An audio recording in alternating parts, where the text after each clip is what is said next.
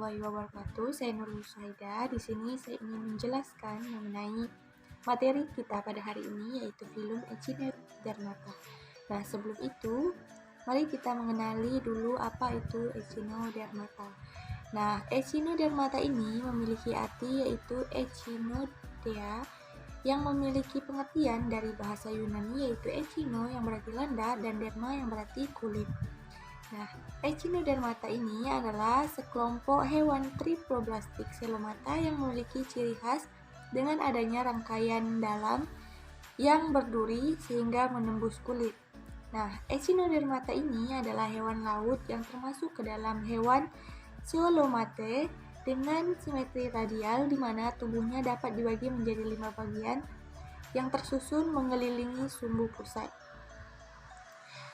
Kita langsung masuk saja ke dalam ciri-ciri Echinodermata, di mana yang pertama yaitu tubuh Echinodermata terdiri dari 3 lapisan dan memiliki rongga tubuh atau yang disebut dengan triploblastik.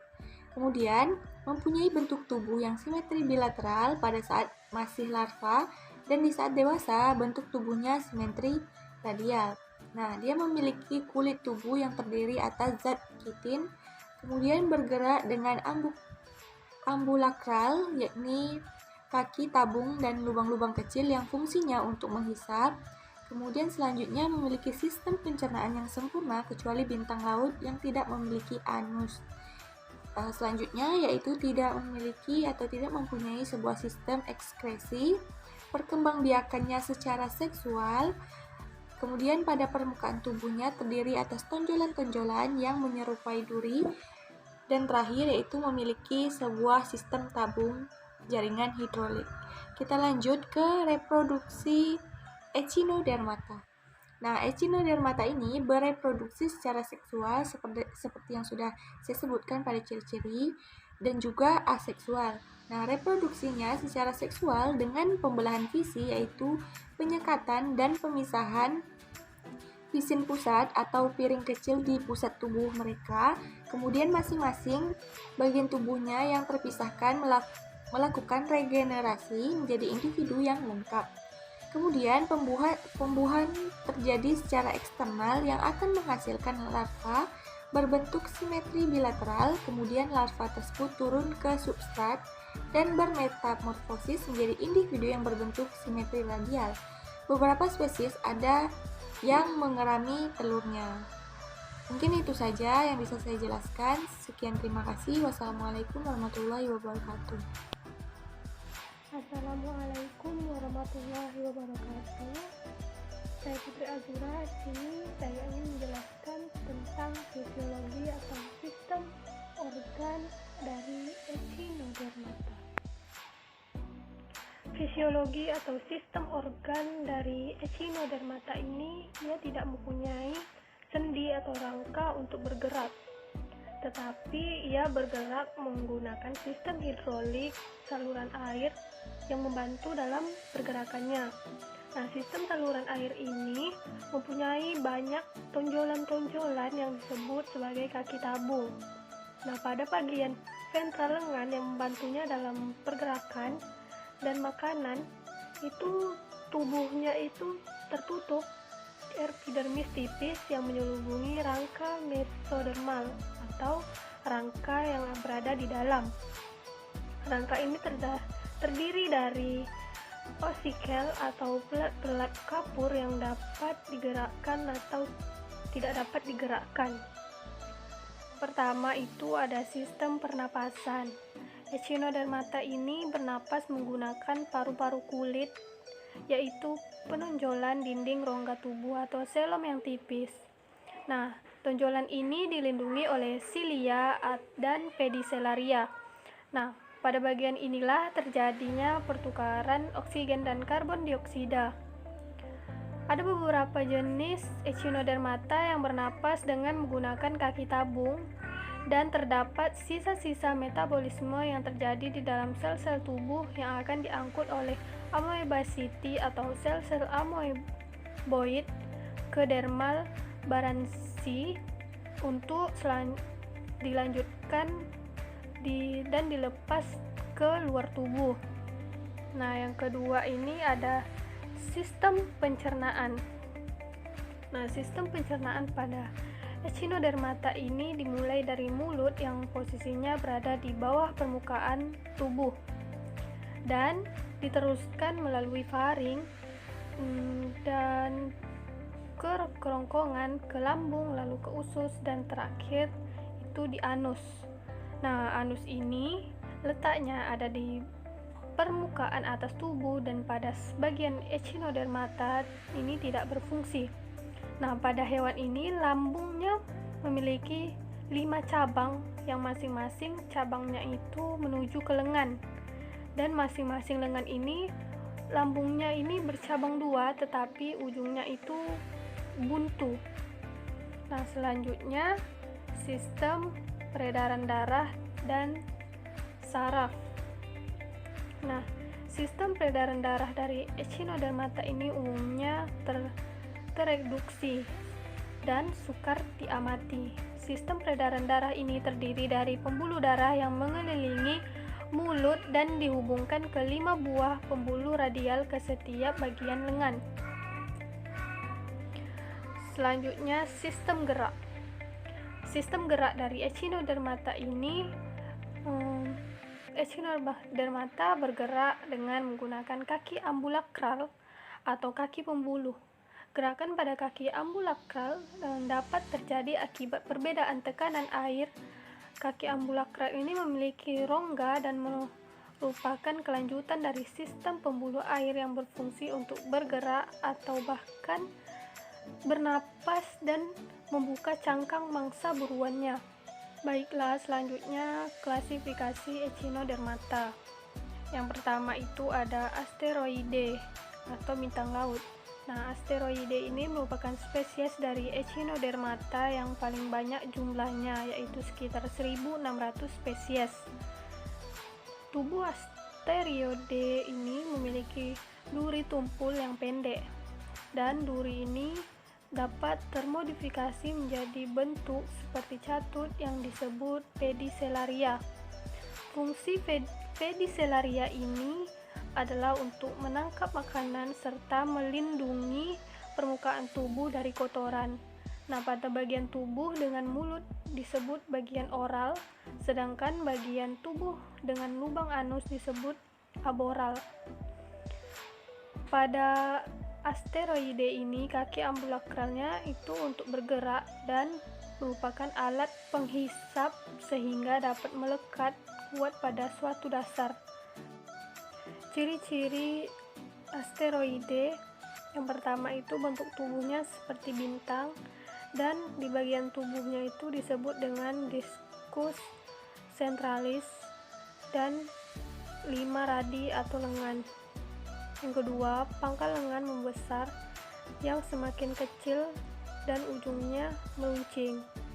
Dan pada setiap lengan terdapat lanjutan selom dan alat-alat dalam. Selanjutnya, permukaan aboral ada spina atau duri tumpul yang di sekitarnya ada papula. Yang keempat, rahang dapat membuka dan menutup dan fungsi rahang untuk membersih debris dan perangkap mikroorganisme. Tentakel peraga pada tiap ujung lengan sifatnya lunak dan berbintik metasensitif cahaya. Pada saluran pencernaannya ini sempurna dan pendek, respirasi dengan dermal branchia dan kaki tabung. Selanjutnya ada epiuroide atau bintang ular laut. Epiuroide ini terdiri dari 2000 spesies. Contohnya adalah bintang ular atau Epiotrid. Apoide ini berbentuk seperti asteroide, namun pada lengannya ini lebih langsing dan fleksibel. Cakram pusatnya itu kecil dan pipih dengan permukaan aboral atau dorsal yang halus atau berduri tumpul. Epiuroide ini tidak memiliki pedicelaria, cakram pusat berbatasan dengan lengan-lengan, dan hewan ini juga dapat beregenerasi. Ciri-ciri dari Opuroidae ini, tubuhnya pipih dan diskus sentral bersegi 5 atau bulat. Lengannya biasanya 5, ramping, halus, sama besar dan fleksibel. Tidak ada lekuk ambulakral dan tidak ada pedicelaria. Sistem ambulakralnya ini pedia tanpa ampula dan batil penghisap. 5 pasang podia dekat mulut berguna untuk memasukkan makanan ke dalam mulut. Selanjutnya, Echinoidae. Echinoidae atau bulu babi ini berbentuk bola atau pipih tanpa lengan. Echinoidae ini berbentuk bola, misalnya pada bulu babi atau diadema saksatil dan landak laut atau Arabsia punctulata. Pada permukaan tubuh hewan ini berduri panjang. Echinoidae ini memiliki alat pencernaan yang khas, yaitu tembolok kompleks yang disebut lentera Aristoteles. Fungsi dari tembolok ini adalah untuk menggiling makanannya yang berupa ganggang atau sisa-sisa organisme. Echinoidae bertubuh pipih, misalnya dolar pasir. Ciri-ciri dari Echinoidae ini yaitu tubuhnya berbentuk bulat atau oval tanpa lengan, dan tubuhnya ditutupi oleh cangkang endoskeleton dari lempeng calcareus yang rapat dan tertutup pula oleh spina atau duri yang dapat digerakkan atau permukaan tubuh hewan yang berduri panjang. Mulutnya ini mulut di oral yang dikelilingi peristium yang bersifat membran, dan anusnya aboral dikelilingi oleh periprop yang bersifat membran. Selanjutnya ada Holoturoidae atau teripang atau timun laut. Nah, hewan ini tidak berlengan dan anusnya terdapat pada kutub yang berlawanan dari tubuh. Daerah ambulakral dan interambulakralnya ini tersusun berselang-seling di sepanjang tubuhnya. Alur ambulakral ini tertutup. Madreporid terdapat di rongga tubuh. Sebagian kaki dari ambulakral termodifikasi menjadi tentakel oral. Sistem respirasinya ini disebut sebagai pohon respirasi karena pada sistem tersebut terdapat dari 2 saluran utama yang bercabang pada rongga tubuh, dan keluar masuknya ini air melalui anus. Ciri-ciri dari Holoturoidae ini, tubuhnya simetri, biasanya memanjang, dan mulutnya terletak pada satu ujung dan anus pada ujung lain. Dekat mulutnya ada tentakel dan tidak ada spina atau duri dan pedicelaria. Jenis kelaminnya ini terpisah. Respirasi dengan pohon respirasi, saluran pencernaan berbentuk panjang dan berliku-liku. Bergerak dengan bantuan kaki, buluh, dan kontraksi otot, dan dia tidak memiliki lengan. Selanjutnya ini Sphenoidae atau lili laut. Nah, hewan ini berbentuk seperti tumbuhan. Sphenoidae ini terdiri dari kelompok yang tubuhnya bertangkai dan tidak bertangkai. Kelompok yang bertangkai ini dikenal sebagai lili laut, sedangkan yang tidak bertangkai dikenal sebagai bintang laut berbulu. Nah, dari kedua kelompok ini memiliki oral yang menghadap ke atas dan lengannya yang berjumlah banyak mengelilingi bagian calyx atau dasar tubuh. Nah, pada calyx ini terdapat mulut dan anus. Jumlah lengan berlipatan 5 dan mengandung cabang-cabang kecil yang disebut pinula. Sistem ambulakralnya ini tidak memiliki madreporid dan ampula. Ciri-ciri dari Sphenoidae atau lili laut ini, tubuhnya bentuknya seperti bunga lili yang hidup di laut dalam dan dangkal. Tubuhnya ini terdiri atas mangkuk yang disebut calyx dan tutup oral yang disebut dengan tegmen, dan struktur cabangnya ini bercabang 5 dan berkelipatan. Mulutnya ini berada di sebelah anus, dan lekuk ambulakral terbuka ada madreporid, spina, dan pedicelaria. Pada lengan-lengan dapat digerakkan, umumnya bercabang-cabang biasanya berjumlah 5 atau 10 atau tanpa spina. Baiklah, mungkin itu aja penjelasan dari saya. Mohon maaf jika ada kesalahan atau kekurangan. Wassalamualaikum warahmatullahi wabarakatuh.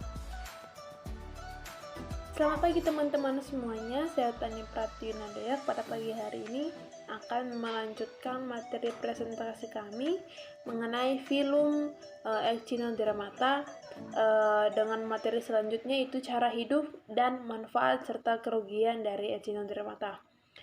Kita masuk ke cara hidup Echinodермата. Echinodермата merupakan hewan yang hidup secara bebas, artinya dapat hidup di mana saja.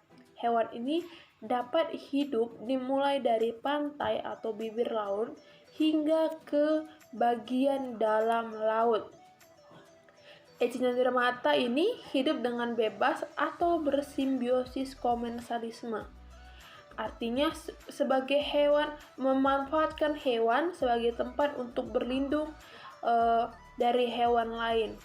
Simbiosis komensalisme artinya ialah hubungan yang pada satu pihak dapat diuntungkan serta pada pihak lain tidak